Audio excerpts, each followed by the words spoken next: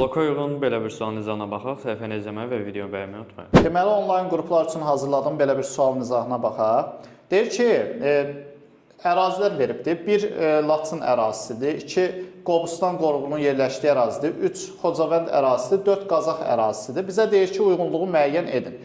Birincidə yazıb ki, 1, 2, 4 ərazisində mezolit dövrü düşərgələri yerləşməsi. Mezolit dövrü düşərgələri yerləşir Qobustanda və Damcılı mağaraları. Qobustan və Damcılı mağaraları. Yəni 2, 4-ü götürə bilərik, amma 1-i götürə bilmərik. Ona görə bir uyğun olmayacaq. Ərazisində Albaniyanın erkən orta əsr memarlıq nümunəsinin olması.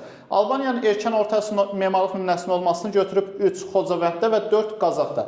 Baxın, 3-7-ci əsrlərdə bir Xocavənddə Amaras monastırını götürmək olar. Bir də ki, Qazaxda yuxarı Əskipara qala kompleksini götürmək olar. Yəni 2 nömrəli ərazi 2-ni götürmək olar. 2 doğru cavab olacaq. Ərazisində Aşur hökmdarı Adad-Nirarinin adı yazılmış muncuğun aşkar olunması.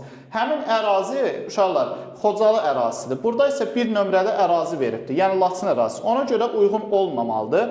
Ərazisində 9-11-ci əsrlər mədəniyyətinə aid memarlıq nümunəsinin olmasını isə 2 və 3-də göstəribdir. 9-11-ci əsrlərdə deməli, Qobustanda belə bir memarlıq nümunəsi yox idi.